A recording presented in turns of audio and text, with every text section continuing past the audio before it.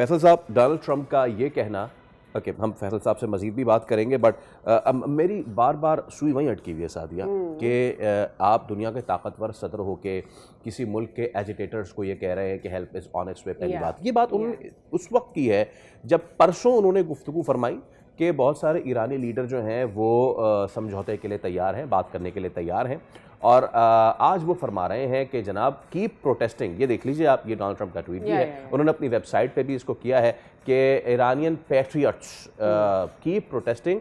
उन्होंने कहा है कि एहतजाज करते रहिए, इंस्टीट्यूशंस को टेक ओवर कर लीजिए, मदद आपके और तारीख वैसे गवाह है कि जब जब अमेरिका ने कहा है कि हेल्प इज़ ऑन इट्स वे, वो आई नहीं है, चाहे वो किसी भी मुल्क के लिए हो या पाकिस्तान के लिए हो। 7वीं बहरी बेड़ा आज तक नहीं आया, लेकिन खैर that was a different thing. Okay, rear admiral Faisal Shah साहब हमारे साथ मौजूद है। फैसल साहब, गुड मॉर्निंग, बहुत शुक्रिया आपके वक्त के लिए।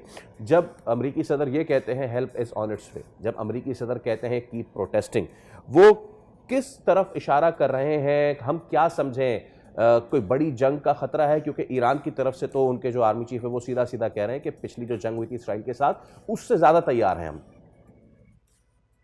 जी, बहुत शुक्रिया मुझे प्रोग्राम में लेने का। आपकी आवाज़ क्लियर नहीं आ रही, लेकिन जो मैं समझा हूँ सवाल, मैं उसके हिसाब से आपको जवाब देता हूँ कि अमरीकी सदर का इशारा किस तरफ है। मुझे लगता है एक फ्रस्ट्रेशन का शिकार है अमरीकी सदर जो है ईरान की सूरत हाल को लेके, क्योंकि जो वो चाह रहे हैं पिछले जून से वो हो नहीं पा रहा है। वो रिजीम चेंज की कोशिश कर रहे थे पिछले जून में जब ईरान इसराइल की वॉर हुई थी, और आपको याद होगा कि फील्ड मार्शल साहब की जब मीटिंग हुई थी उसके बाद स्टेटमेंट दी थी अमरीकी सदर ने। उन्होंने कहा था कि मुझे ईरान के बारे में भी बड़ी अच्छी मालूमात मिली है फील्ड मार्शल साहब से, और उसके थोड़े ही दिन बाद, 1-2 दिन बाद ही आई थिंक जंग खत्म हो गई थी ईरान इसराइल की। तो मतलब उनको समझाना पड़ा कि जो आप चाह रहे हैं वो सही नहीं है खित्ते के लिए और ईरान के लिए। अभी भी उनकी ये उम्मीद थी कि जो झगड़े हो रहे हैं, जो प्रोटेस्ट हो रहे हैं, उनको कोई टर्न दे दिया जाएगा और रिजीम चेंज का मरहला पहुंच जाएगा। जब जून में भी जंग हुई थी तो ईरान पे हमला हुआ था इसराइल का, तो इसराइल और अमेरिका का ये ख्याल था कि जैसे ही हमला होगा तो लोग सड़कों पे आ जाएंगे और जो ईरानी हुकूमत है उसका साथ छोड़ देंगे, लेकिन ऐसा नहीं हुआ। इस दफ़ा भी उनका ये ख्याल था कि जो प्रोटेस्ट हो रहे हैं उसमें ईरानी हुकूमत के खिलाफ लोग चल पड़ेंगे और इदारों का कंट्रोल संभाल लेंगे। जबकि जो खबरें अभी आ रही हैं वो ये हैं कि जो जोर है प्रोटेस्ट का वो टूट गया है मुजाहिरों का, और जिंदगी मामूल पे आना शुरू हो गई है ईरान पे। और सबसे बड़ी जो निशानी एक मुझे नजर आती है वो ये कि हुकूमत में किसी किस्म की कोई दरार नजर नहीं आती है, कोई डिफेक्शन नहीं है ना हुकूमत में, ना पुलिस में, ना उसके किसी और इदारे में, ना फौज में, ना IRGC में। तो मुझे लगता है एक फ्रस्ट्रेशन का शिकार लग रहे हैं मुझे ट्रंप साहब, जो कि बार बार ये इंसाइट कर रहे हैं लोगों को कि जाके कंट्रोल संभाल लो और हमारी मदद बस पहुंचने वाली है। आने वाले दिनों में देखते हैं उनको, मतलब बहुत सारे उनके अपने भी जो रुफका हैं वो समझा रहे हैं कि मिलिट्री ऑप्शन कोई बेहतर ऑप्शन नहीं है। कतर ने भी ये स्टेटमेंट दी है, पाकिस्तान का भी यही ख्याल है। बहुत सारे और ऑप्शंस अवेलेबल हैं जिनसे बातचीत का दरवाजा खोला जा सकता है और इस मसले को हल किया जा सकता है। लेकिन ये अगर देखा जाए तो ये लॉफुल नहीं है। आई मीन, आप किसी मुल्क की रिजीम चेंज करवाना चाह रहे हो और आप पहली दफ़ा नहीं कर रहे, आप कई बार ये करवा चुके हैं। डायलॉग आप किसी मुल्क से रवाबित के लिए तो कर सकते हैं, लेकिन आप किसी मुल्क में अपनी मर्जी की रिजीम लाने के लिए आप क्या ही डायलॉग करेंगे। So probably it's about the time that US should be given a lesson on this कि भाई आप जब चाहें किसी भी मुल्क की रिजीम चेंज नहीं कर सकते हैं। दूसरा, रिजीम चेंज करना आपको नहीं लगता ईरान में इतना आसान नहीं होगा, जहाँ पर मिलिट्री और पॉलिटिकली अगर देखा जाए तो दोनों ही डिपार्टमेंट्स अलाइंड है।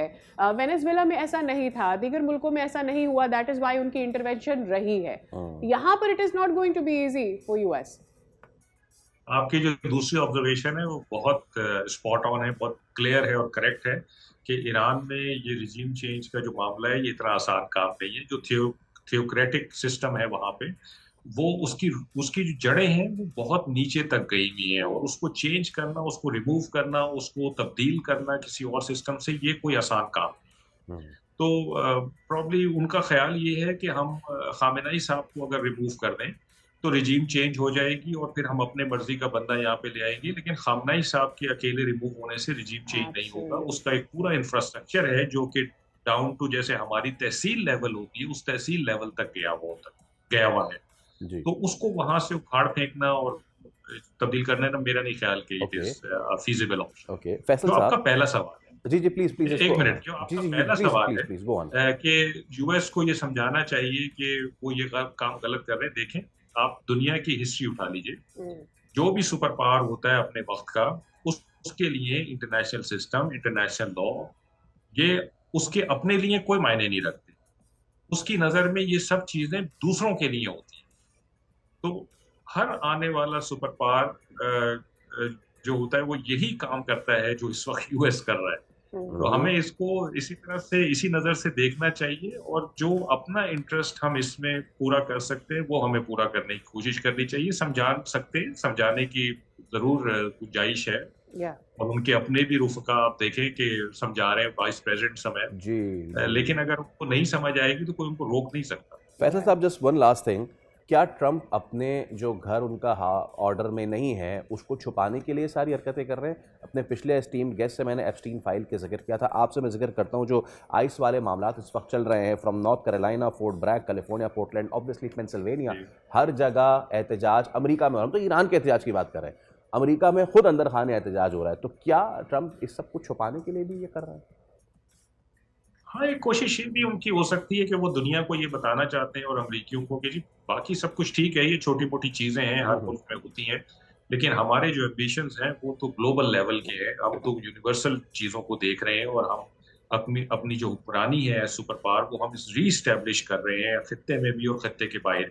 तो जहाँ कहीं हम समझेंगे कि हमारा इंटरेस्ट हर्ट हो रहा है, हम उसको जाके एड्रेस करेंगे और अपने हक में करेंगे सिचुएशन, और ये अमेरिका हमेशा करता आया है और ये हर सुपर पावर करती आई है।